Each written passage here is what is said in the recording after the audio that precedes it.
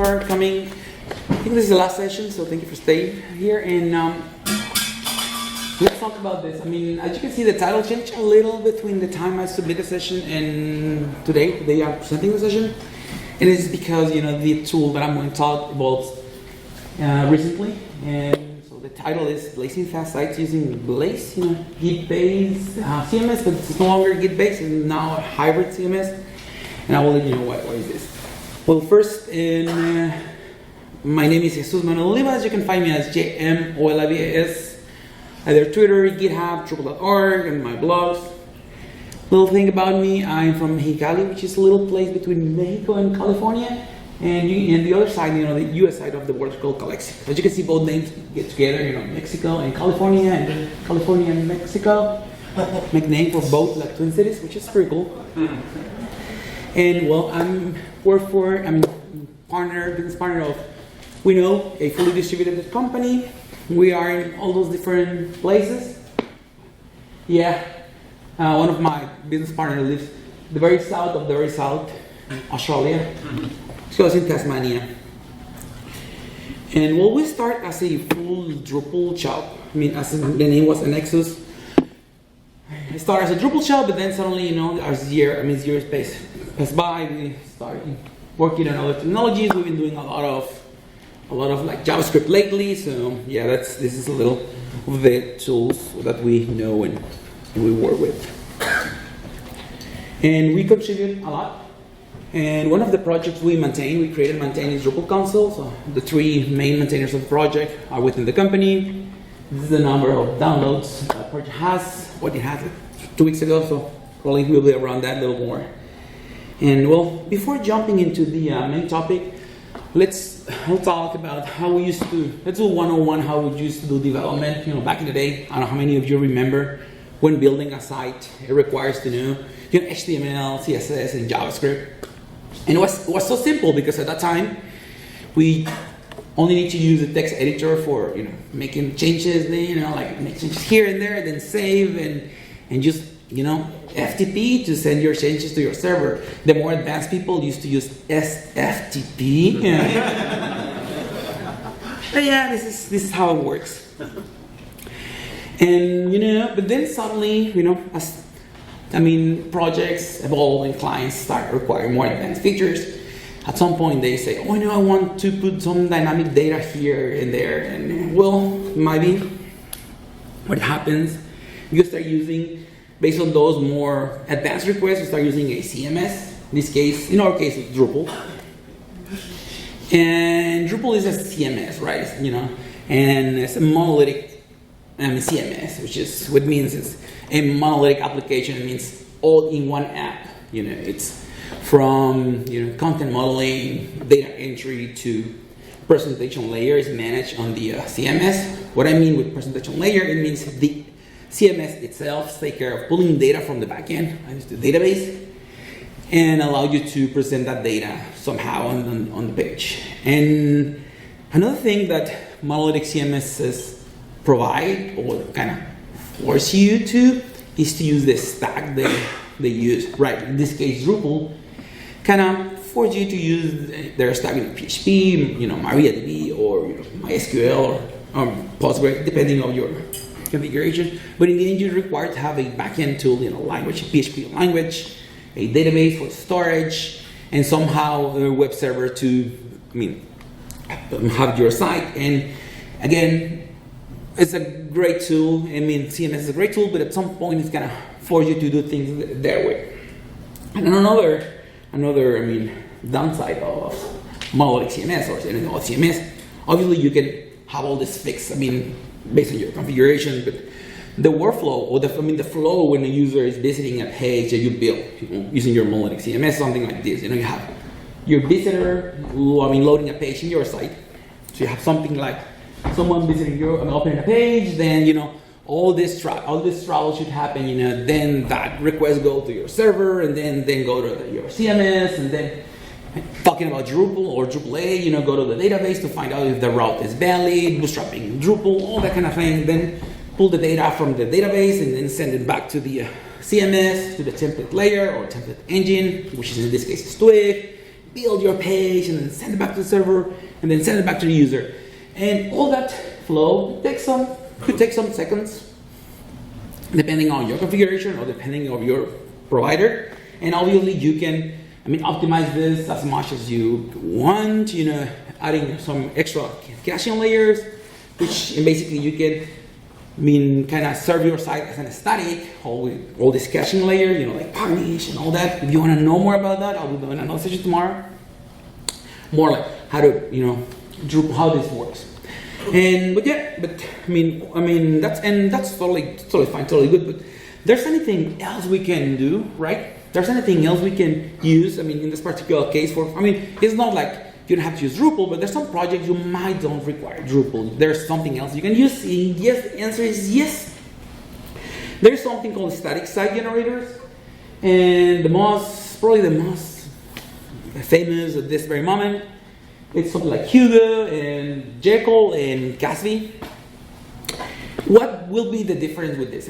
What's the point of CMS? Static site generator. Thinking a little back to how we remember what I told you about the 101, how we used to build websites in the past. This is something similar. So basically you have this files on your file system that you can manipulate using a text editor, make changes. But the difference with having like all plain files or like HTML, CSS and JS is there's a build process. And that build process takes care of getting all the data, getting all those files and convert all those into your site. You kind of pre-render your site, creating all your files, and have it on your file system. Either in this case using a Git-based CMS, what I want to talk about. It's kind of having all those files in your Git repo, so you can deploy those changes or commit your changes in your repo. And yes, this is what's happening. We're getting back to all those flat files, which we really love because those are fast and easy to use and all that.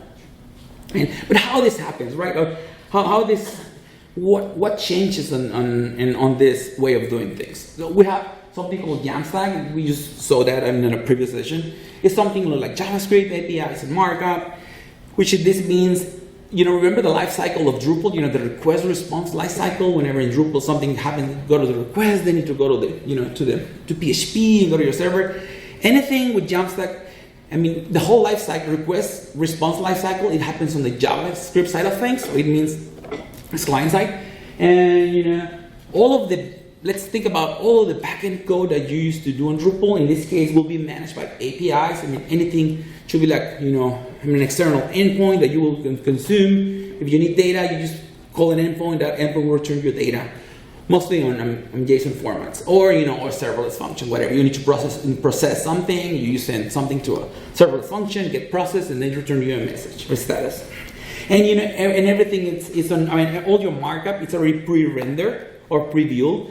Using the deploy tool, the build tool on your static site generator, and it's already committed on the repo. So that's fast. And then when you need anything, you need to load dynamically after your page it's loaded. You can keep pulling data from API, and keep rehydrating your components, pulling dynamic data, and just keep adding more and more data dynamically.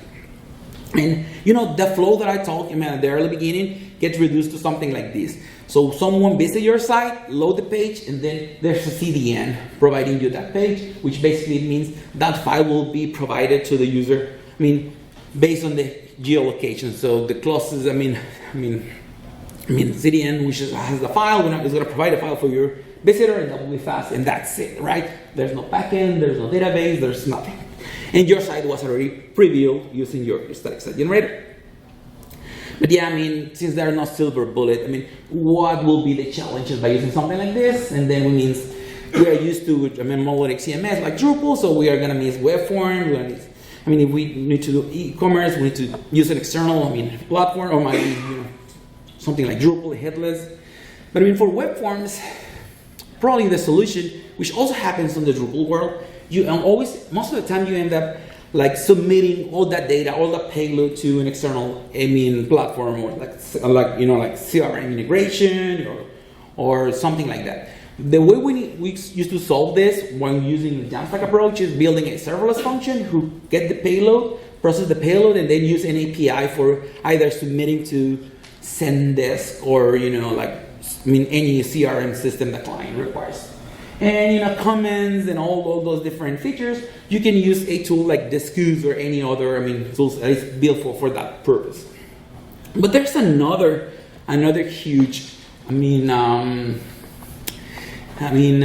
challenge you need to solve when using a Git-based CMS, right? So when you're using a Git-based CMS, you are, again, as I was talking at the early beginning, using this text editor for editing all your file, which is probably not the best approach for your clients. It's something like, you just, something like VS Code for editing your Markdown file, and that ain't gonna happen. So you need a graphical interface, probably, and then you need to provide a graphical interface, or with a WYSIWYG for your client for entering content, or maybe you want to allow your clients to create a content model as they are used to with Drupal. So yeah, we'll see how this looks like. Talking about which tools can help us solve this problem.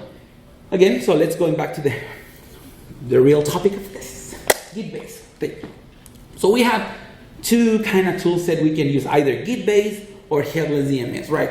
Git-based, it means it is a tool that allows you to modify your Markdown files or your plain files through a graphical interface, and we'll make change on those files, and we'll commit those files in your repository, right? It will provide you a graphical interface that allows you to enter, type in things, hit save, and somehow it's going to save that file in your repo, and you will be, automatically have all those changes available. And there's another set of, and for this particular group of tools, we have Netlify CMS, Cloud Canon, and Forestry, among others. But then there's other set of tools you can use. Maybe you don't want to use, or you don't want to modify all those files directly on your Git. Maybe you want to have a backend system for all those, for storing all the data. Then you can have something like a Headless CMS. In this case, I can mention Sanity, Contentful, or GraphCMS, and there's plenty of those as well. But the tool that I'm going to talk to you is called Blaze, which is something we've been working since early year. November, October. And what happened with Blaze? So we took the idea from the Git-based CMS and also from the from Headless CMS and provide something which called in hybrid CMS, which allows you to manipulate all your Markdown files directly, and you make changes and save those files directly in your repo, but also to store all that data, sync all that data into storage, a system that you can query later on using GraphQL, endpoints that you can pull that data. And so the main difference is that allows you to do either or both or one of those. If you want to go straight to use Blaze as Git-based CMS is fine. If you want to go and use it as the Headless CMS is fine as well. But if you want to use a hybrid CMS, it's up to you. And URL is here, and how this tool looks like, and how it works. Well, while starting a new project on Blaze, it will allow you to create projects from like different kind of projects. The first one is kind of Headless CMS. Again, that was how I mentioned you don't care about providing a repo with the Markdown files. You just want to use the tool for doing all the content modeling as you do in Drupal, and as a storage mechanism for your data. That's the way to start. And from a template, we will be providing you a lot of templates already with all the content type preset for you, same as Drupal, like page, post, basic page, article, all that. From repository, it means you already have a repository from a Gatsby project or something like that, and you just want to use that one. You want to use this tool as a graphical interface on top of those files. From a project URL, same thing. You have this repo, or maybe someone else has a repo, Gatsby starter, and you can provide the URL, and then the tool is gonna take care of getting that code for you. And from an archive file, you have like a tar you want to upload, and that's it. And well, based on that, it's gonna ask you what the project name. That's fine. Connect you to GitHub, which is you can see, you have seen that before, and you can select the project type. In this case, I'm gonna show you how to work with Gatsby, but it all, since this tool is, again, it's a graphical interface on top of Markdown files or your static site generator. It can work with Vue, or it could work with Jekyll or any other tool. And as you can see here, we have this configuration page where you have something like the build command, which is Gatsby build in this case, develop command. This is pretty important, right? So Gatsby develop, it means you will be able to run Gatsby develop on the cloud for you. It's basically like having hot reload on the cloud for you. And then you specify public directory, and you can specify package manager. Simple configuration here and there. You can provide which directories contain data, or your files. And after that, you will be able to enter, again, the same thing, as environment variables. If that's, let's say this is a Drupal, Gatsby site. It's a Drupal, Drupal, a Gatsby site connecting to a Drupal site, you will be able to provide the Drupal URL here, so your Gatsby site can pull data from it. And let's do a live demo.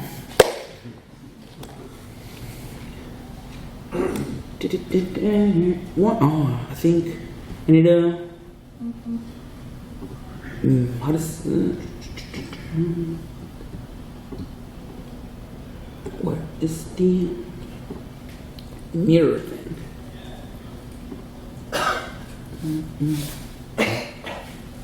Where is mirror?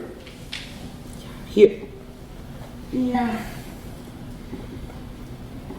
So this is a project that I already created, and it looks something like this. Let's say I already create a project with this is a Gatsby project, so this is a similar configuration page that I show you, and I have done nothing other than create a project. So it means in the background, Git launch this project for me and have this project available. And actually, if I hit this preview link here, it's gonna open a window, and then this Gatsby, site is running. As you can see, there's a crazy URL at the top because it's running. It's basically just kind of having again Gatsby on the cloud for me. And what I can do here, I can go to content, which is basically the list of all of the Markdown files turned into as a content, so I can see I can edit all those files from here. Or it also has this something we call data sets. In Gatsby, you can provide YAML files and use those YAML files to provide arbitrary data, and we can have something like this. Let's say I want to edit the tag YML file. If I go here, you can click here, it's gonna tell me, hey, there's no schema for this one because I just sync from my repo. So it's asking me, could you please, create a schema for this? Yeah, sure, I can do that. So I can say, it's description, I want description as a long text, and in this screen, I will be able to map all those properties in that YAML file. Kind of creating like a content, like a taxonomy in Drupal. And I want to say, this image, I want this image to use as media item. There's certain fields we are providing, like long text, single text, media, like date. And from here, I can just go next. Okay, everything looks fine. I just want the image on, rearrange here. So description, and makes more sense to have ID at the very top. And then description, and then image, so go save. What's going to happen now is here, and now I can see the content within that YAML file. And if I click, one of those, what I'm going to see is a form where I can edit all those values. Remember that I choose, image for the image, right? So it means it provides me with the component, and that component is tied to a media browser. All those images are also on the on the file system, on the Git repo. So it provides me this interface so I can change this, something like this is Gatsby. I don't know, it looks nice. Yeah, I can go here, save.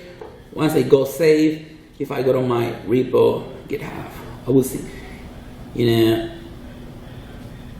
I can see here, changes are here. I can, it's telling me something changed. So I make a change through the graphical interface, and then that change, immediately make change on the, that action immediately makes changes on my repository, and just commit that change and push that change on my repository. And what else can do?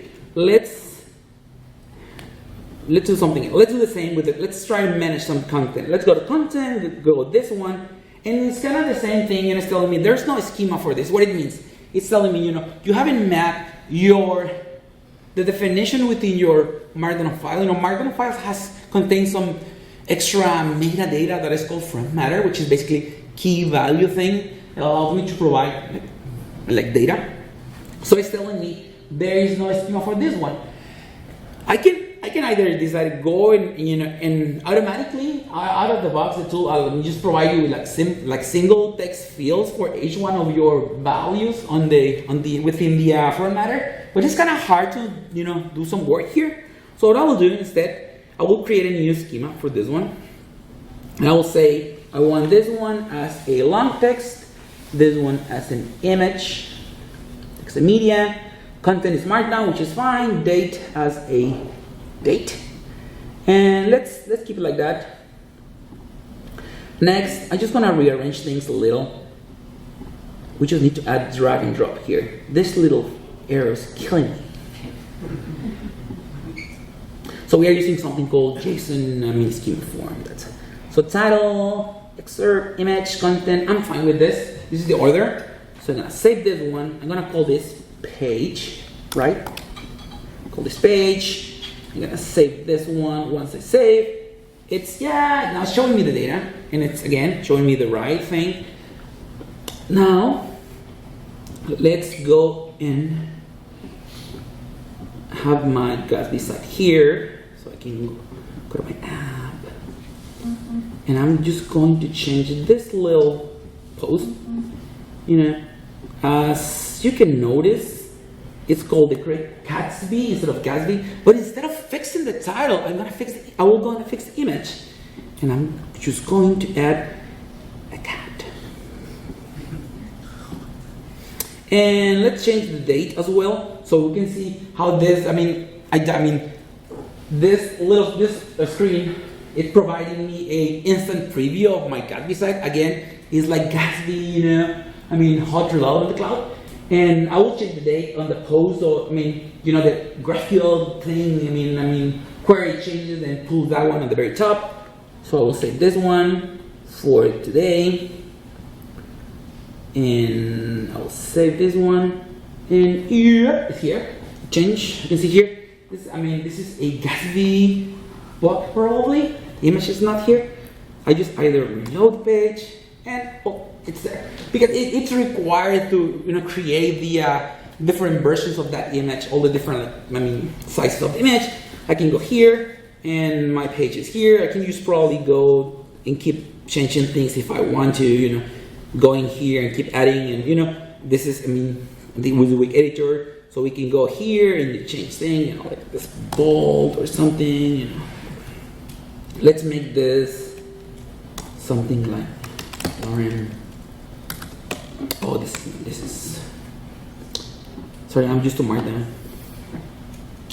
Here, I can just probably just add an extra image here somewhere. Like, let's enter.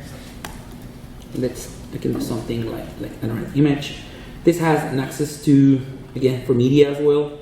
So I can just go to this one, continue.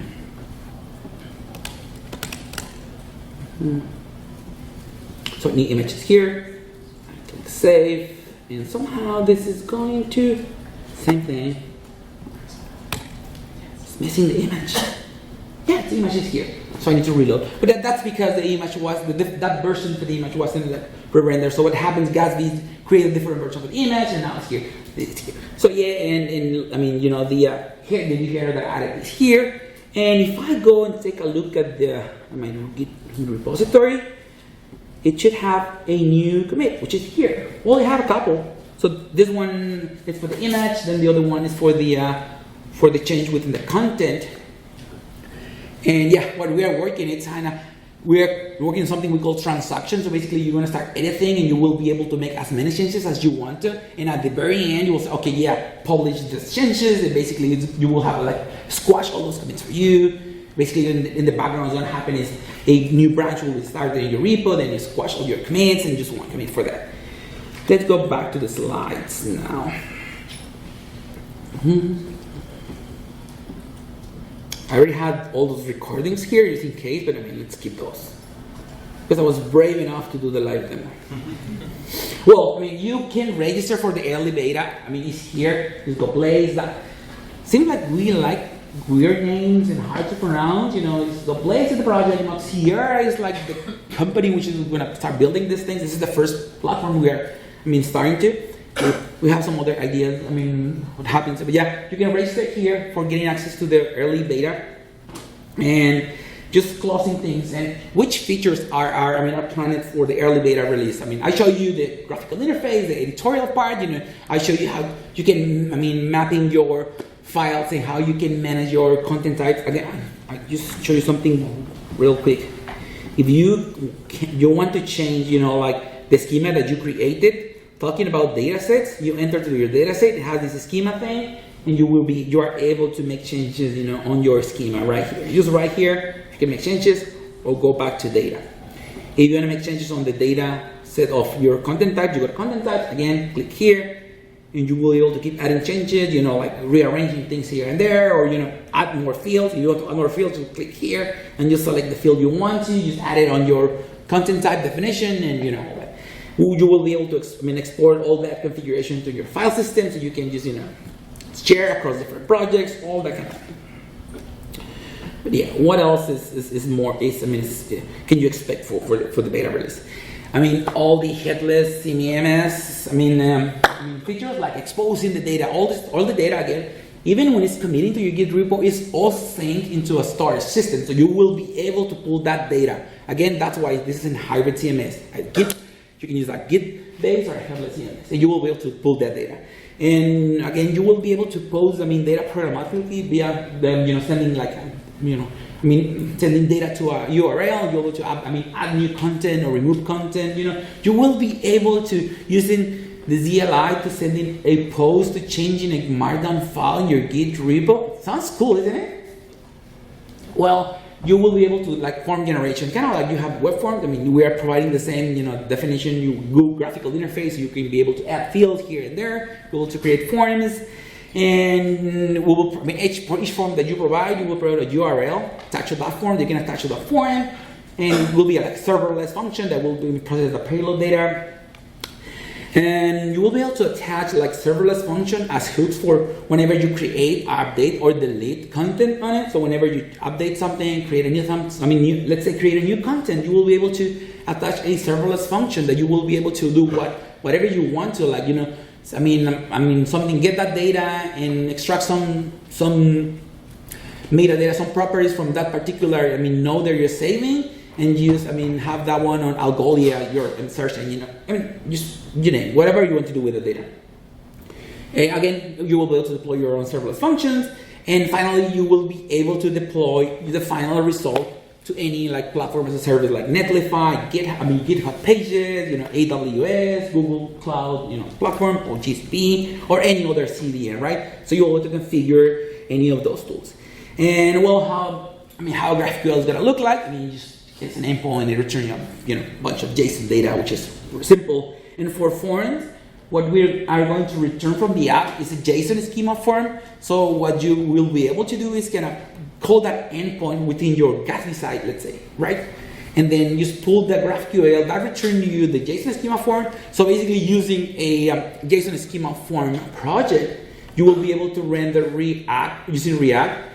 All those forms, just nothing. Just go to the application, just go to the graphical interface, create the forms, add fields, get exposed as JSON. As JSON using, as GraphQL endpoint. Then using the JSON schema form project, you will be able to render that, the schema or that form on your app. I have no idea if you have something similar, but there is something called JSON schema form for React that you will be able to use. And I have another session tomorrow. It's called Embracing the Modern Web Using Drupal as Headless CMS with PaaS, which basically I will talk about something like this, with how to use Drupal for providing all the backend, Headless CMS, and GraphQL at the front end. Tomorrow, at 2:45, it's at the Pantheon room. And thank you. Any questions or things? You feel free to ask right now or ping me. Either Twitter account or the project Twitter account, or tweet it about the couple days 19. And again, feel free to register for the early beta, which is here. And questions? Yes. Is there intentions to leverage revisioning and history from the CMS? Yeah. Since that's one of the main reasons we introduced the backend storage. So you will be able to either rollback from commit changes or rollback from the backend storage. Every single change will, the whole copy will be stored on the the storage mechanism, so you will be able to roll back to at any point, certain point of your changes.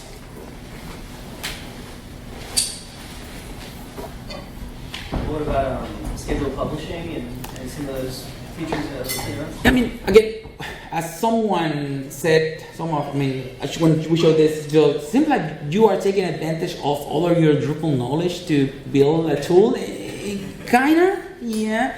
So yeah, we're also thinking about something like that, so you can schedule content, so make that change, but then we need to somehow, schedule that publication, and then automatically, you save that advance ahead of time, then make all the changes and deploy. You run a serverless function to run the build, and build the artifact. And just have to do that. Yeah. Separate responsibilities. Yeah, but at some point we are trying. For early beta release, we're trying to do like basic graphical interface, but we're in a long term, we are really thinking about all this Drupal kind of thing, like the content modeling thing, all the scheduling thing, all this. So yeah, we are considering all those. So that's fine. Yes. So is React, sorry, it's not Vue. What's that? Is it React, not Vue? Sorry about that. This is a little bit more of a comment than a question, but it's very interesting seeing a team of folks that came from the Drupal entity system and the data relationship system building this Headless CMS, because I can see the pain from the past that you guys are kind of solving here. And this data architecture, I've tried to make custom entities in say Contentful before, and coming from Drupal, I know what I want an entity, I want fields to fun, and Contentful won't really has hard limitations. And it looks like you guys pretty much solved that and tackled that, didn't you? Yeah, there will be a field type that is relation. We'll call relation, and that will be mapped to all of the data sets that I show. So again, those data sets are YAML files or JSON files that Gatsby, you can use with Gatsby. Obviously, you will be required to have that configuration within your Gatsby config file, but the graphical interface will allow you to do relation mapping between content within the content and data on those data sets. Those data sets or any other content. You will be able to define which type of relation you are required. Okay. So again, feel free to ping me or ask any questions. You want to see more in-depth demo? Let me know. I'll be here today, I think, for the rest of the day, which is right now. Go grab some beers. And tomorrow, and so thank you.